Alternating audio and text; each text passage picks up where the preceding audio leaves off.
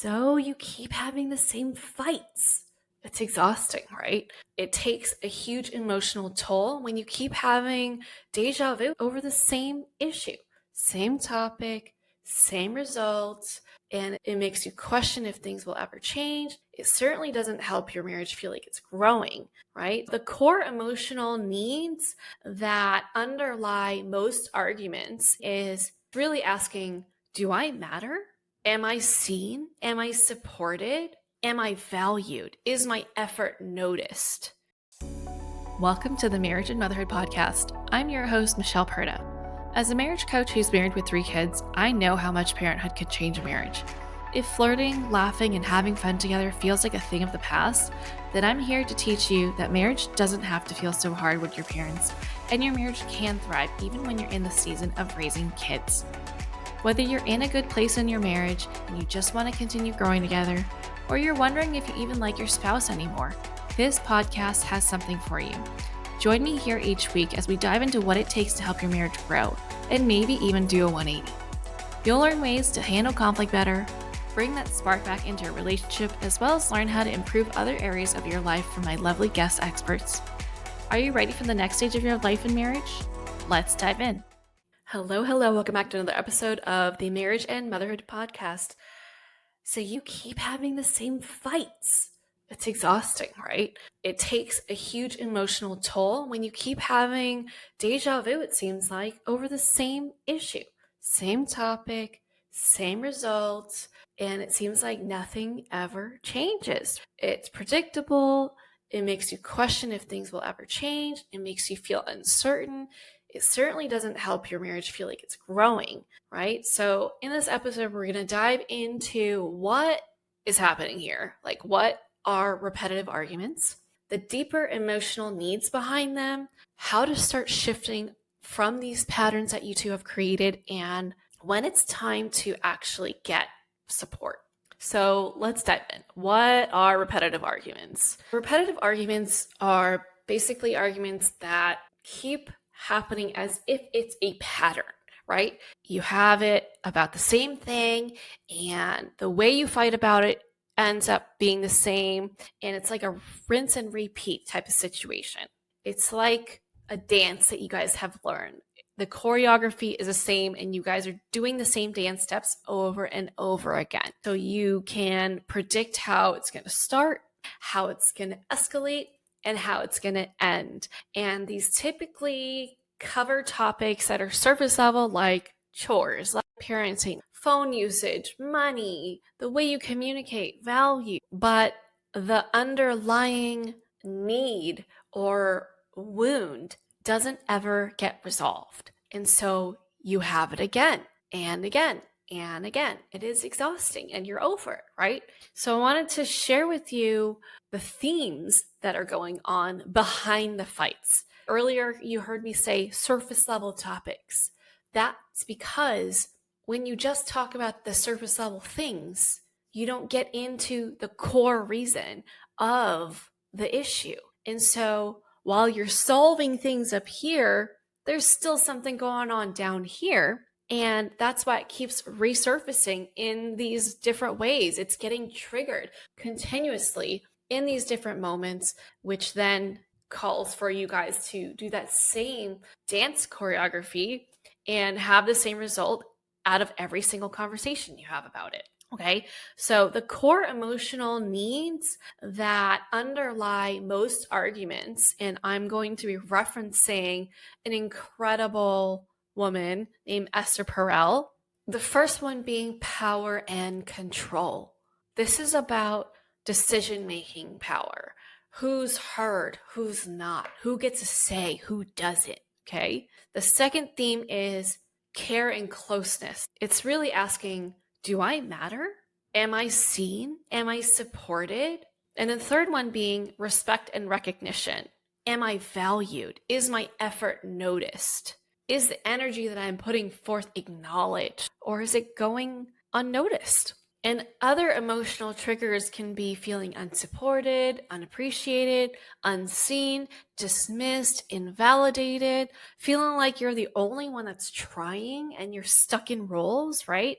Like one is constantly putting in all the effort while the other person keeps you at an arm's length, or those fight or flight responses, right? According to your childhood wounds, your attachment styles. And then, of course, everyday stress from life, right? From being parents, from working, from overwhelmed, from family, from friends, whatever. It all adds up. So, why this pattern happens, why this cycle happens, is because our brains try really hard to be efficient, right? So there's a psychological concept called a confirmation bias. That means that our brain looks for evidence, it looks for ways to prove that we're right. So whatever belief that we have, it's going to highlight behaviors that we see in other people to confirm that belief that we have. Okay. So, for example, if you believe that your husband never listens to you, your brain is going to emphasize those moments where it seems like your husband is distracted. So when you're trying to talk to him and he's staring at his phone, it's going to put more weight to that than the next moment you have where he is listening to you. And it's going to start to add those moments together to say, hey, look, yeah, he doesn't actually listen to us. He doesn't pay attention to us, right? Or if we take this outside of the marriage realm, let's say that maybe you believe that one of your kids is careless. And so you're going to pay more attention to those moments that demonstrate their carelessness, but ignore the times that they aren't careless and they're actually pretty responsible.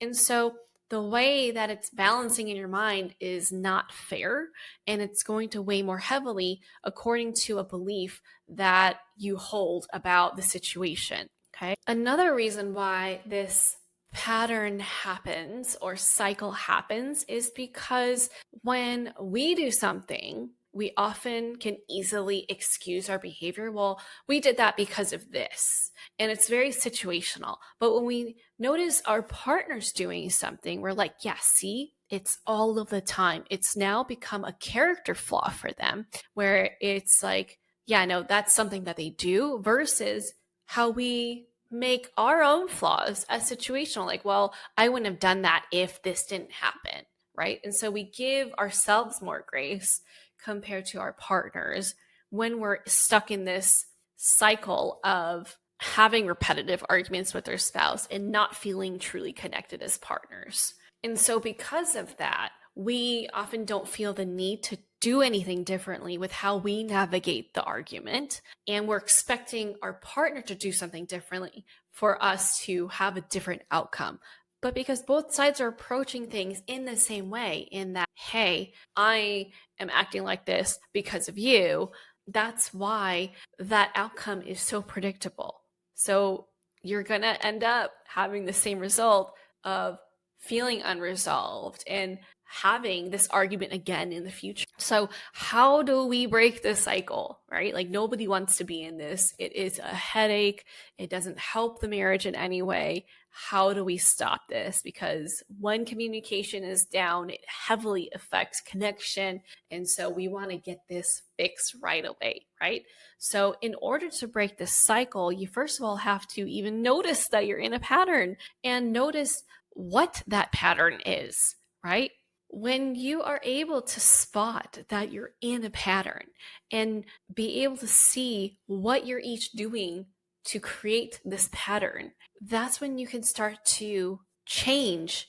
That's when you guys can each start to do something differently, even if it's the slightest change, to create a different result, to have a different type of conversation. One way that can really help with breaking this cycle is looking deeper, asking yourself those reflective questions. What am I really feeling? And what am I really needing in this moment? Is it really about the laundry? Is it really about doing dishes? Or is there something deeper that's just coming up in this moment because this is the moment that's triggering me, right? So rather than reacting, you're going to want to reflect. So you can accomplish this by using I statements.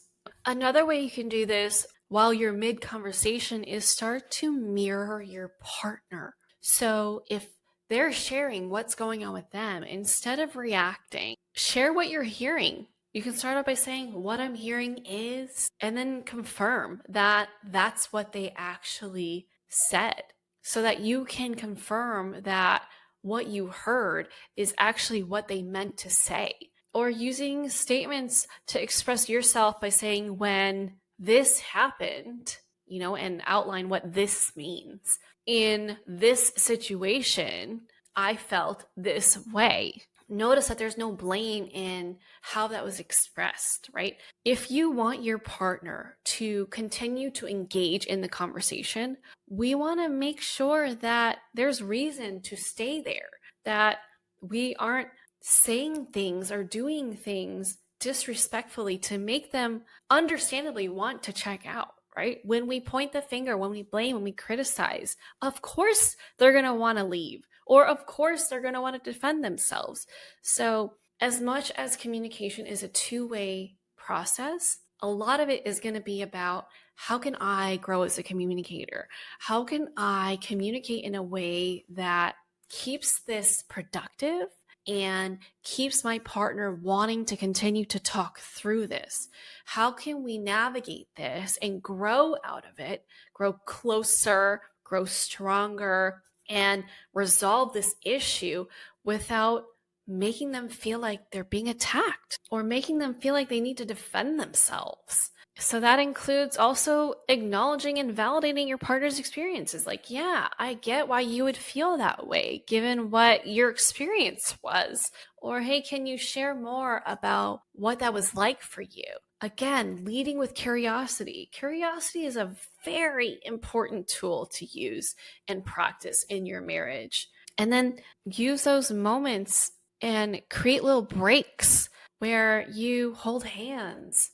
And these are great ways to demonstrate that you care about your partner more than being right, that your goal in this conversation is to come out of it together, winning together, rather than coming out on top and be like, I'm right, told you so, right? Like, none of that is helpful. So go try those out. Start to notice, I wonder what this is really about. If your partner's the one that's upset, I wonder if there's a need or an emotion that is being triggered right now. How can I show them that I'm here for them? How can I help us resolve this as a whole, so that we're not just talking about the surface level stuff, but rather getting to the core of things, right? And of course, if you've tried talking and the same fight keeps coming up, you are emotionally drained. You feel like you have to walk on eggshells around each other, or you feel the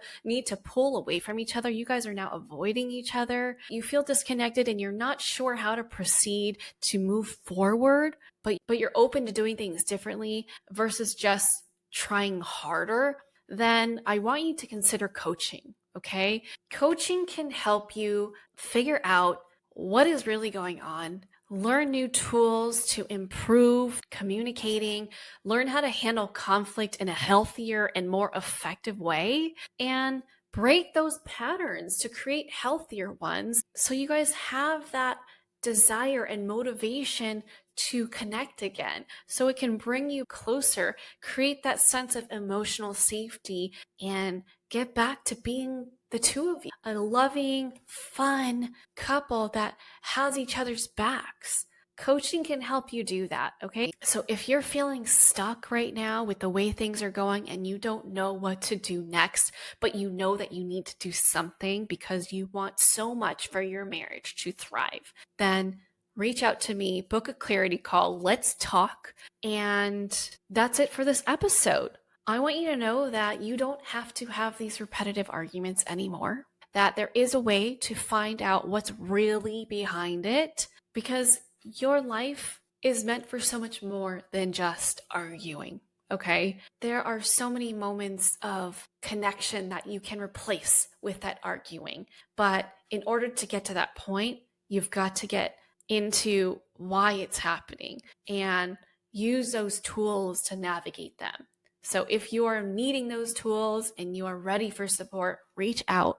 You do not have to do this alone. And that's all I have for you today. I hope this helped you. And if you know someone that could benefit from listening to this episode, please share this with them. Better yet, share this on your Instagram stories and tag me so I can give you a shout out. If you love the show, please leave a rating and review on Apple Podcasts or Spotify or wherever you listen. I would so appreciate that. That's what helps the show grow.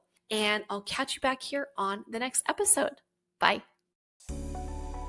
That's it for this episode. I hope you enjoyed it as much as I enjoyed making it. If you did, please send me a message over on Instagram at Michelle Perta Coaching to let me know what you loved most about it. Hearing from my listeners is my absolute favorite. And if you've been loving this podcast, please leave a rating and review. This will help people like you find the show and get the help they need. Catch you here on the next episode. Bye.